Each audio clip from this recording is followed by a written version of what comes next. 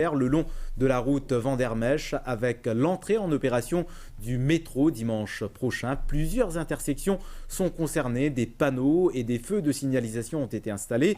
Une nouvelle bretelle est aussi en construction pour minimiser les inconvénients. Plus de précisions dans ce reportage grand format signé Migan Ponapanaikan.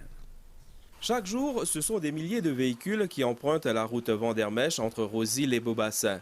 Les intersections de cette route névralgique connaîtront des changements avec l'entrée en service du métro express dimanche prochain. Les automobilistes n'auront plus accès à certaines routes latérales comme auparavant. On peut adapter d'après la situation comme elle était. On peut d'après si qui ban directive, ban policier devant et puis le ban robot. Il y a des panneaux qui ont été mis, mais les voitures continuent à rentrer dans ce sens. Donc c'est un peu compliqué. Ouais, pour le moment, oui. Mais tout le monde, tous les chauffeurs dans les environs souhaitent que le métro et les changements qui vont se faire là vont essayer de changer. Ça va changer quelque chose. Hein. Une bretelle est aussi en construction à l'entrée de Vandermech à Rosil. Cette route-là, il aide le trafic qui rentre dans Vandermech, tourne dans la rythme alortique pour aller en direction Ambroise. Comme on nous connaît dans le Pointe, on a beaucoup de véhicules qui font ce trajet-là. Alors là maintenant, je gagne l'avantage qui fait que ce soit métro, PDC, pas PDC, je continue de tourner en direction Ambroise. Il y a beaucoup de changements qui peuvent venir, que ce soit au niveau de Beaubassin, il y a la route qui peut venir en sens unique, mais tout cela nous peut réévaluer sur la route-là. L'idéal pour nous, c'est que le métro il roule facile, quand même, un temps d'attente pour un automobiliste, il n'est pas excédent. D'autres routes le long de la route Vandermech seront à sens unique. Des panneaux et des feux de signalisation ont été installés pour minimiser les inconvénients. D'adaptation qui peut commencer. Mais rassurez-vous, la police nous bouge sur place. C'est une intersection là, quand une intersection nous connaît.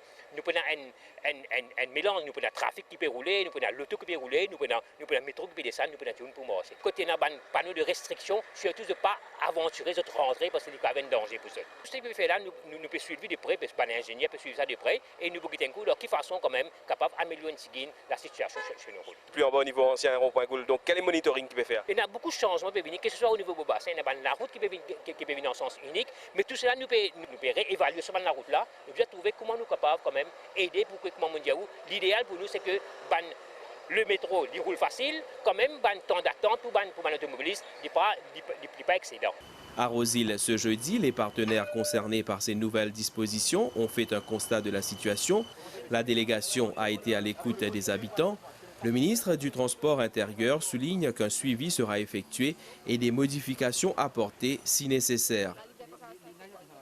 75-80% de travail fini faire.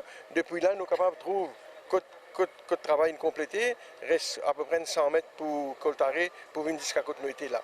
Donc, moi, pensez, d'après un technicien avec qui nous fait causer, jusqu'à lundi, il est pour près sa nouvelle bretelle de roche-route là.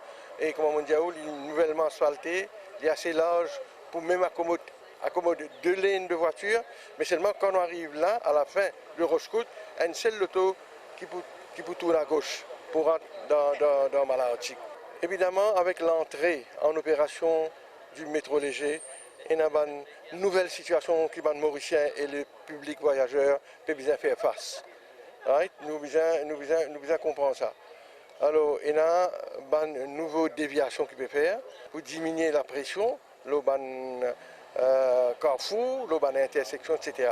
Donc la philosophie, la raison qui fait nous là aujourd'hui, c'est que nous venons ici parce qu'il y a un point stratégique, névralgique, et nous venons là pour guetter, je ne sais pas, tout passe bien comme métro pour larguer dimanche à partir de 11h, comme vous devez connaître. Et je fais un appel avec les Mauriciens, les chauffeurs, le public voyageur, de prendre un petit peu de patience, doucement, nous pour ajuster avec sa nouvelle situation-là, doucement, nous tout pour comprendre qui chemin bien emprunté, qui chemin vient no entry, qui chemin vient one way. La mise en place de ce plan de déviation vise à assurer la sécurité des automobilistes et du public voyageur. Pour le train et le trafic, nous prévoyons nous avons qu'il y ait une intégration totale à every intersection, intégration totale avec le train et tout un système qui nous peut faire. Le trafic lui-même, il finit synchronisé avec le trafic du rail, avec le rail. Donc, Tout autour, nous avons un traffic management scheme qui finit faire. Nous finissons faire un panneau de signalisation qui est un peu spécial pour une intersection avec rail traffic avec road traffic. En parallèle, Metro Express Limited a lancé une campagne d'information à l'intention du grand public. Nous informons les usagers de la route, les précautions à prendre, surtout dans une intersection.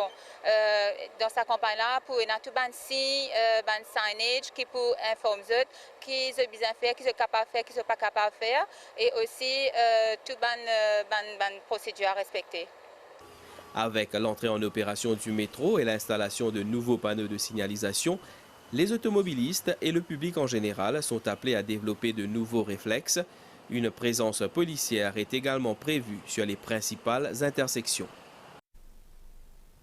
Le métro qui sera donc opérationnel à partir de ce dimanche 22 décembre.